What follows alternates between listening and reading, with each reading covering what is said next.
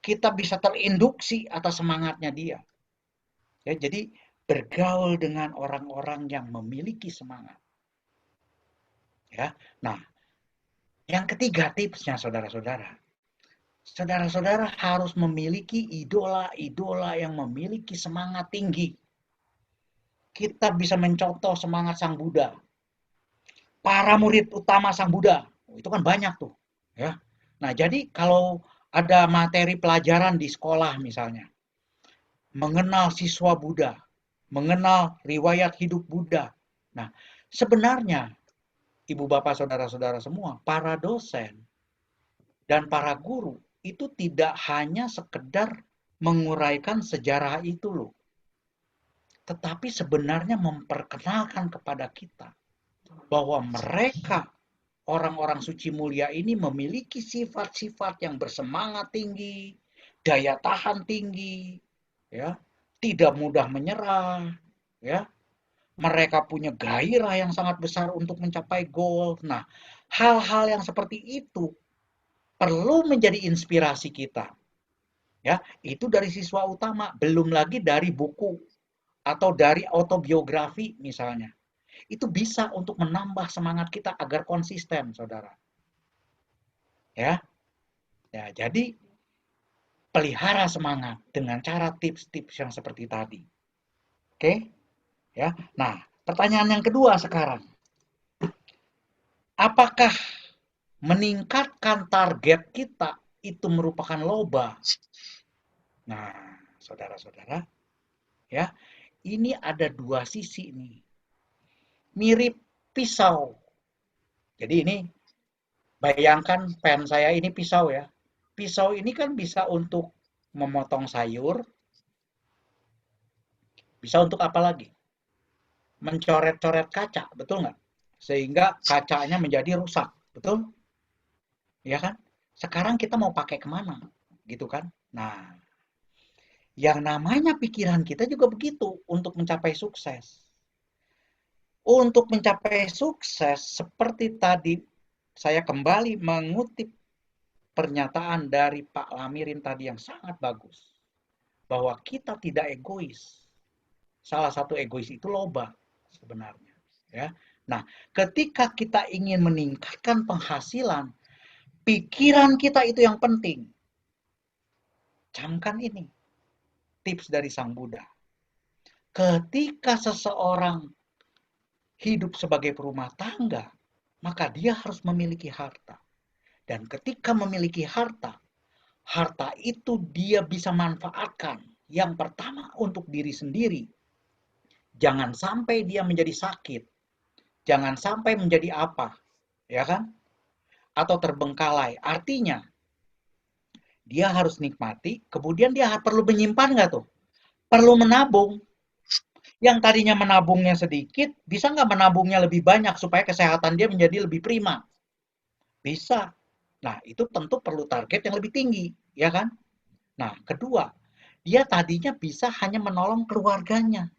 Sekarang dia melihat di tetangganya, kayaknya tetangganya perlu ditolong nih, tapi penghasilan saya kurang. Nah, jadi dia menolong ala kadarnya dengan frekuensi sekali sebulan, tetapi dia bisa beraspirasi nggak?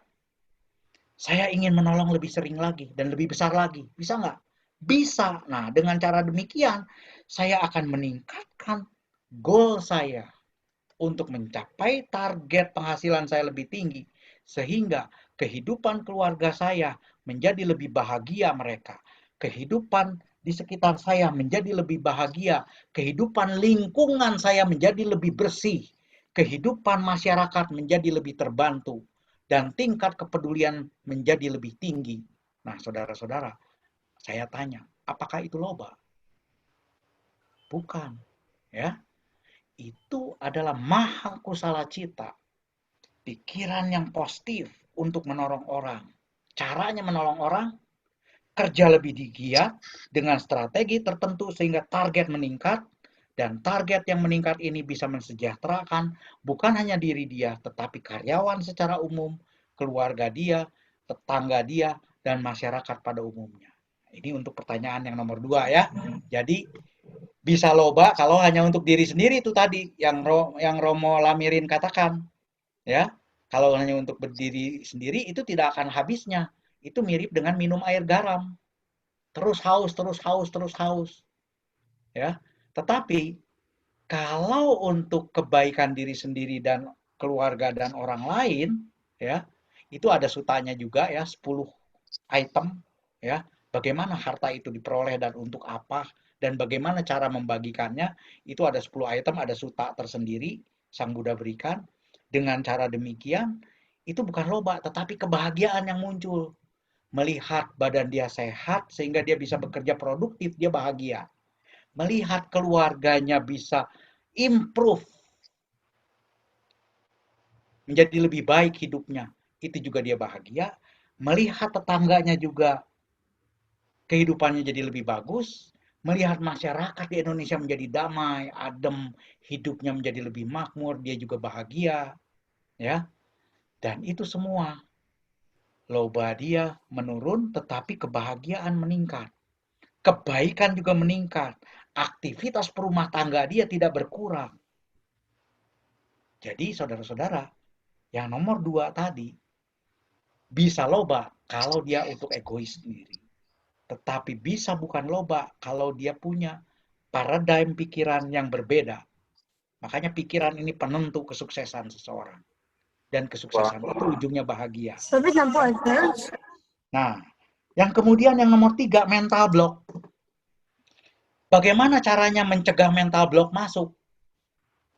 Nah, mental block ini, Ibu Bapak, ya, ada yang bisa datang akibat orang-orang tertentu yang mengatakan kepada dia sehingga jadi mental block, jadi takut, penakut. Misalnya, saudara-saudara, ya, saudara-saudara mendapat berita tentang pandemi. Setiap hari, sehari 3 kali, 4 kali lewat WhatsApp, beda-beda. Orang lain yang mengirimnya beda, kemudian frekuensinya meningkat, kemudian datanya datang pada waktu yang berbeda. Akibatnya apa? Tubuh kita ini ketika mata membaca itu, pikiran merespon, memaknai itu berulang-ulang, maka timbul satu keyakinan, oh jadi begini ya, menakutkan sekali ya. Nah, muncul takut. Akibatnya, yang seharusnya dia bisa mencari uang dengan menjaga protokol, dia takut. Ada mental block. Takut gara-gara apa? Gara-gara terlalu banyak data yang masuk, data yang garbage, data yang tidak penting. Masuk ke diri dia. Dimaknai secara keliru, tambah kuat. Nah, itu satu. Ya. Jadi hindari informasi-informasi yang tidak benar, saudara-saudara. Kalau perlu buat disiplin. Contoh misalnya karena tadi contohnya tentang pandemi, untuk pandemi saya cukup baca sekali sehari, tapi dari sumber yang memadai. Seperti itu. Atau dari orang yang kredibel, seperti itu. Ya. Nah, sayangnya sekarang banyak juga orang yang kredibel itu kena penyakit juga, ya, gara-gara dia sering baca, ya kan? Jadi stop baca yang seperti itu, ya. Nah, saudara-saudara, itu pengaruh dari membaca dan sebagainya. Tapi bisa juga pengaruh dari pengalaman pribadi itu trauma. Traumanya mungkin tidak ada hubungan dengan proyek dia atau goal dia yang sekarang. Tetapi trauma waktu dulu pernah gagal. Pernah gagal melakukan sesuatu, trauma. Kemudian dia coba lagi. Gagal juga. Dia lakukan hal lain, gagal juga. Sehingga menjadi mental block. Kalau sudah berkali-kali dan diperkuat, itu menjadi belief block. Ya, dan itu harus dihancurkan, saudara-saudara.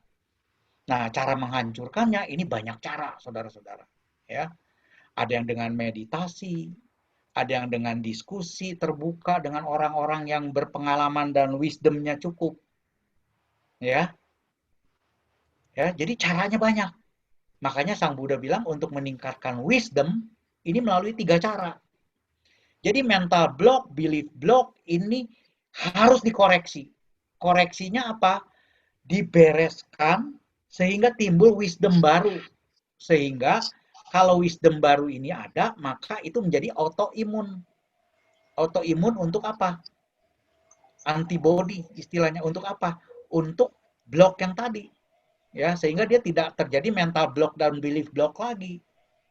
Ya toh? Nah, 3 cara untuk meningkatkan wisdom ini. Yang pertama dengan cara belajar, suta maya panya. Dengan cara belajar, mau tidak mau saudara-saudara. Makanya tadi ditegaskan, belajar itu penting. Sangat penting. Ya, sangat penting belajar. Dan suta maya panya bukan hanya belajar begitu saja. Dia juga mendiskusikannya, mendengarkannya, bukan mendengar loh, saudara-saudara, mendengarkan. Beda ketika misalnya ibu bapak, saudara-saudara yang masih kuliah, datang ke kelas, kemudian mendengarkan dosen memberikan kuliah, bahan ajaran. Itu proses untuk meningkatkan kebijaksanaan, bukan mendengar, tetapi mendengarkan. Kalau mendengarkan itu aktif, artinya benar-benar ada niat mendengarkan dan batin nyaman mendengarkan itu dengan upaya, ya seperti itu. Ya, jadi belajar mendengarkan diskusi ya itu adalah yang pertama sutamanya. Yang kedua, merenungkan saudara-saudara. Merenungkan itu bisa dengan duduk atau berbaring sambil merenungkan apa yang telah diperoleh dari nomor satu.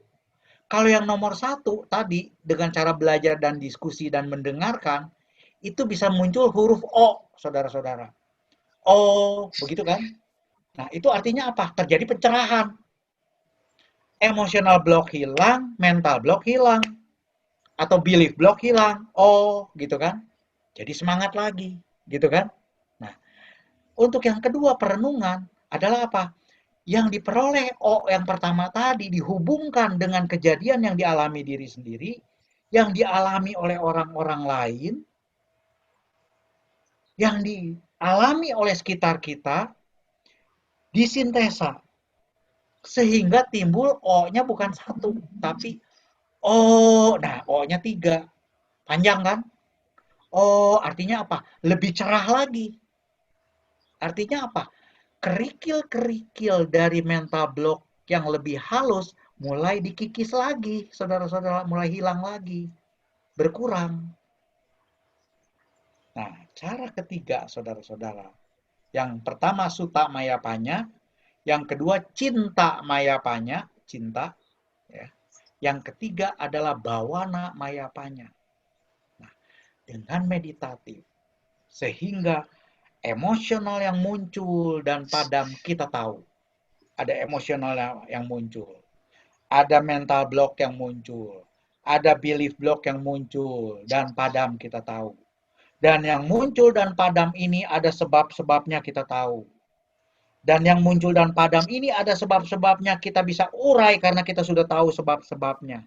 Seperti itu. Sehingga kita bisa lebih tenang dan lebih fokus. Saudara-saudara, itu bawaan apanya. Tadi juga ditegaskan oleh Romo Lamirin. Bukan hanya belajar, harus rajin meditasi, fokus. Ternyata meditasi itu bukan hanya sekedar fokus. Meditasi juga bisa membantu seseorang untuk menghancurkan emotional block, mental block, atau belief block. Ya, memang setiap orang ada panjang pendek waktunya, tergantung dia latihannya dan cara belajar dia. Dan seberapa tekun dia mau belajar. Ya.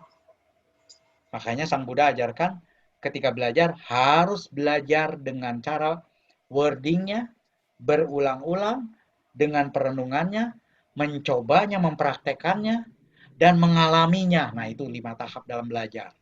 Ya, itu ada sutanya sendiri. Ya, jadi saudara seperti itu ya untuk mental block. Atau ada cara lain lagi. Dengan bantuan, kan bantuan-bantuan itu di luar kan banyak tuh.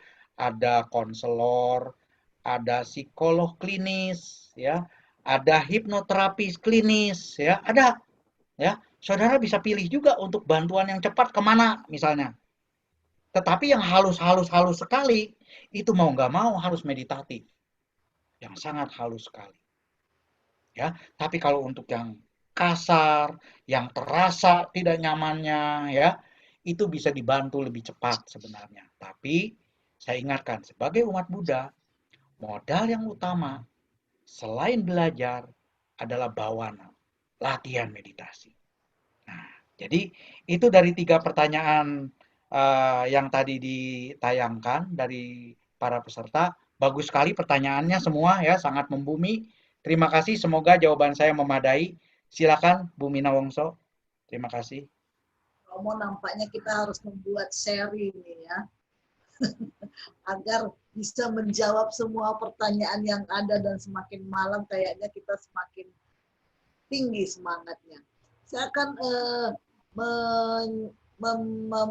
menayangkan pertanyaan dari Ketua Majelis Budaya Indonesia Provinsi Sumatera Utara. Hari ini bersama kita juga ada Ketua Majelis Budaya Indonesia Kota Medan juga bersama kita malam ini. Pertanyaannya akan saya tayangkan dari Pak Edi Suyono, sekaligus dengan pertanyaan dari Santi Kumari. Dari Pak Edi Suyono, kita semua sadari potensi pikiran kita untuk diarahkan mencapai goal.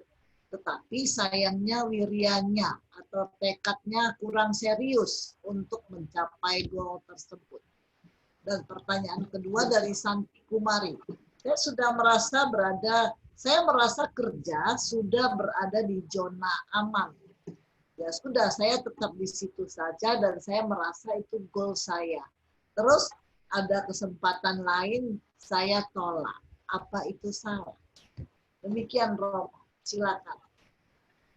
Terima kasih Pak Edi, Ibu Santi. Mohon maaf tadi saya hanya menyebutkan eh, ketua dari MBI Medan. Saya belum melihat tadi. Ya, terima kasih. Pertanyaannya sangat bagus sekali ya. Memang orang-orang tertentu ada yang kurang serius walaupun sudah jelas begitu ya goalnya, ya kan? Nah, ini sebenarnya dari pertanyaan Pak Edi ini mirip ketika kita berhadapan dengan proyek. Ketika kita berhadapan dengan proyek, goal apapun kita, ya, ketika goalnya sudah jelas, kita harus feel, rasakan seolah-olah goal itu tercapai di depan kita. Artinya apa? Goal itu terbayang di depan kita dan bisa dirasakan. Mirip dengan orang yang di padang pasir tadi. Di padang pasir. Ketika dia tahu ada oase, dia rasakan seolah-olah dia minum, walaupun belum minum yang sesungguhnya. Nah, dia merasakan kebahagiaannya itu. Ya. Jadi, supaya semangat itu tidak turun, atau pada saat semangat turun, ingat goal kita, ya, ingat goalnya, kemudian kita rasakan tergiur pitinya tadi ketika mencapai goal. Maka semangat itu akan muncul lagi. Ya, begitu Pak Edi ya. Jadi untuk memunculkan kembali semangat, ya, karena semangat itu naik turun biasanya. Ketika dia sedang down, maka goal itu kembali kita bayangkan, titik kita untuk mencapai goal itu kita rasakan ulang, tergiurnya, ya kan? Sehingga gelora akan muncul kembali dan capek-capek hilang loh. Ini pengalaman pribadi, ya. Saya share pengalaman ya. Capek-capek juga hilang tuh. Ya, capek-capek juga hilang. Oke? Ya. Jadi itu tipsnya Pak Edi ya, bagus sekali ya poinnya tadi. Orang bisa turun semangatnya, dia nggak stabil semangatnya, is okay ya. Tapi pada saat turun, dia bisa bangkitkan kembali. Bayangkan kembali golnya, karena golnya sudah jelas, jadi gampang dibayangkan. Kemudian rasakan kembali pitinya tadi, tergiurnya untuk pencapaian itu. Ya, ketika itu terjadi, maka dia akan timbul semangat bergelora kembali. Dan itu sebenarnya, ya, PT untuk mencapai goal itu, kalau sudah ada dan punya, ya, itu bisa dipakai kemanapun. Misalnya pada saat rapat, waduh ketemunya orang itu lagi, bosan amat ya, gitu kan. Nah, kita bisa munculkan kembali PT tadi. Ketika PT itu muncul, pikiran tidak mungkin muncul bersamaan antara yang baik dan yang buruk, antara yang gembira dan kesal. Tidak mungkin. Jadi ketika PT itu muncul, kesal pasti hilang. Dan ketika kesal sudah hilang, masuk ruangan. Muka cerah, orang lain akan bingung. Loh kok bisa ya cerah mukanya ya? Nah, seperti itu. Ya, itu tips tekniknya. Nah, kemudian dari Ibu Santi, ya, ketika ada tantangan lain, karena sudah comfort di situ, kemudian dia menolak pada saat tantangan lain itu, sebenarnya ada dua hal, Bu. Salah atau tidak. Bisa salah, bisa tidak. Ya, tergantung wisdom ibu pada saat itu memilih yang mana. Dan kelengkapan data. Warning dari saya dan dari Sang Buddha cuma satu. Comfort zone itu tidak kekal. Ibu Bapak. Comfort zone itu tidak kekal. Siapkah kita menghadapi ketidakkekalan? Kalau belum siap, kita harus bersiap. Kalau harus bersiap, apakah saat itu juga saya harus keluar dari pekerjaan yang sudah comfort ini? Itu pertanyaan lain tentunya. Ya, kalau langsung keluar saat itu juga tidak bijaksana. Betul nggak? Artinya, dengan melihat bahwa comfort zone itu tidak kekal, kita harus mempersiapkan segala sesuatu. Tentu ini membutuhkan waktu. Artinya kita tidak harus serta-merta untuk menerima itu. Karena tidak harus serta-merta untuk menolak dan menerima, maka tata cara saya bicara ketika menolaknya pun itu menjadi berbeda dengan tidak, saya sudah cukup di sini. Nah, tetapi kalau orang yang bersiap, saat ini saya masih belum siap untuk meninggalkan yang sekarang. Tetapi saya tidak tertutup kemungkinan nanti untuk mengambil yang sana. Ya, mohon maaf untuk saat ini saya belum siap. Begitu. Sehingga di sana ada satu open mind bahwa kita tidak menutup diri terhadap peluang. Dan bawah sadar kita, persepsi kita juga belajar bahwa segala sesuatu anicca ini kita sedang bersiap sebenarnya. Ya, jadi Bu Santi seperti itu, bisa salah, bisa benar, tetapi saya mengingatkan satu ajaran Buddha, yaitu bahwa comfort zone itu tidak kekal. Ya, goals itu juga tidak kekal mungkin, ya kan? Makanya di dalam launching produk biasanya itu ada strategi kapan produk itu berakhir, kapan produk itu ditarik, kapan launching produk baru, gitu kan? Sama dengan pekerjaan juga begitu. Sampai kapan saya bisa bertahan di perusahaan ini? Artinya itu pertanyaan yang sangat kompleks. Bukan hanya terhadap penghasilan yang kita terima saat itu pun merupakan satu pertanyaan kepada perusahaan. Seberapa sustain perusahaan itu akan bertahan? Ya, seperti kita lihat sekarang, ternyata pada masa pandemi, perusahaan yang terkenal sustain ternyata bisa hancur juga ya kan? Bisa hancur juga. Dan orang-orang tertentu ada juga yang mengalami dulu keputusannya dianggap benar, dia tidak pindah, ternyata ketika pandemi ini, gara-gara dia tidak pindah, dia tidak punya kerjaan sekarang. Jadi banyak loh bos yang nggak punya kerjaan sekarang. Sebaliknya, ada yang peluangnya dulu secara ekonomi misalnya tidak begitu menjanjikan, tetapi bisa sangat tinggi seperti itu saat ini. Ya, bisa begitu ya Bu ya. Jadi Bu Santi pertanyaannya itu sangat bagus sekali. sampai seberapa jauh kita berada di comfort zone, ingat-ingat selalu bahwa comfort zone itu tidak kekal. Dan kalau comfort zone itu tidak kekal, pertanyaan kita tadi akan menjadi pertanyaan yang luas, bukan hanya terhadap diri kita, juga terhadap perusahaan, juga terhadap keluarga. Kalau kita langsung quit, ya, tidak mudah memang. Tetapi butuh waktu untuk perenungan. Nah, itu yang namanya cinta maya panya perenungan, ya. Perlu me time, ya. Time tadi time management ada me time,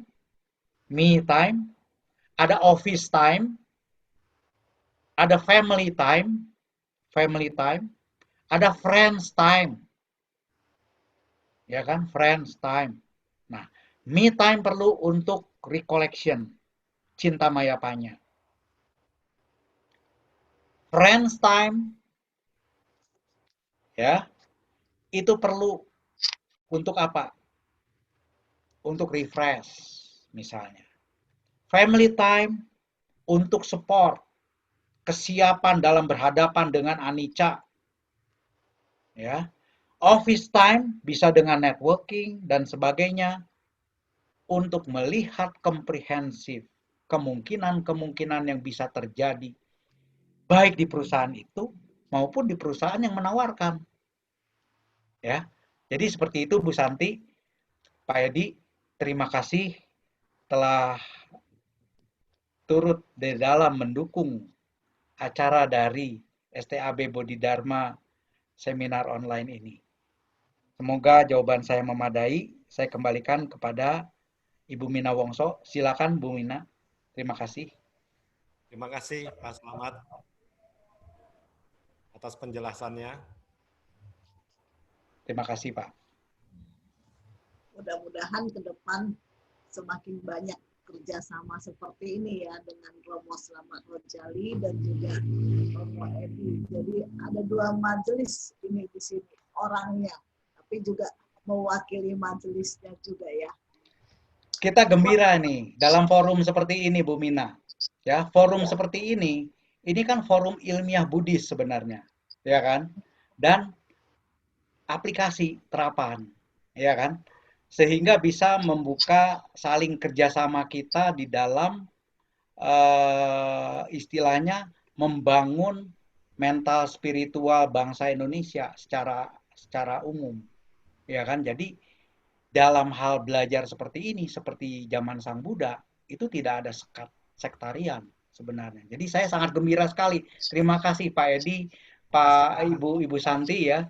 Terima kasih kepada Pak Lamirin dan Bu Mina Wongso juga yang telah memfasilitasi supaya kita bisa sama-sama membangun mental spiritual bangsa Indonesia. Terima kasih.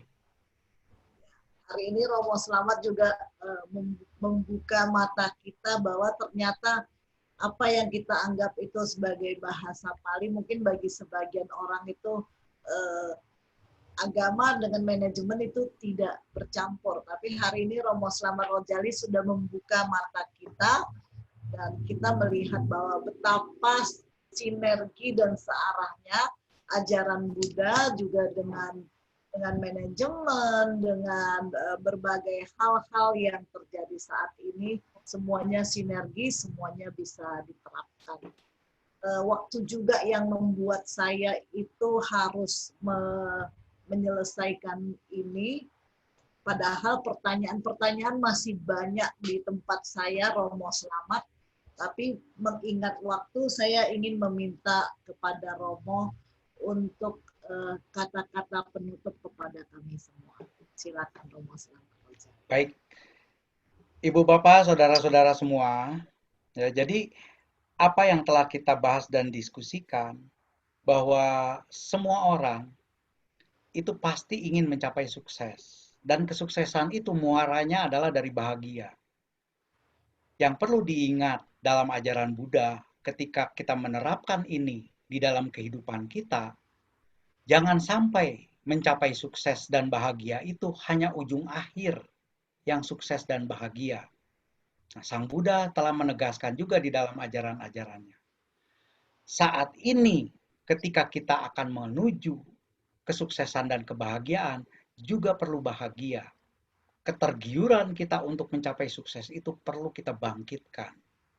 Dan kebahagiaan dan kesuksesan yang jelas, serta jalan yang jelas, dan bahagia di dalam menjalaninya, ini akan lebih mempercepat mengarah kepada kesuksesan hidup manusia. Dan semuanya itu bermuara dari pikiran. Makanya tadi disebutkan oleh Ibu Mina Wongso di dalam Dhammapada ayat 1, ya, bahwa pikiran adalah pembentuk segala dhamma. Pikiran adalah pemimpin. Dari pikiranlah mereka terbentuk dan tercipta. Demikian sedikit penutup dari saya. Intinya adalah pikiranlah yang akan menentukan bagaimana jelas atau tidaknya dari goal, dan pikiranlah yang menentukan untuk mencapai kesuksesan hidup manusia. Terima kasih. Namo Buddhaya. Selamat malam.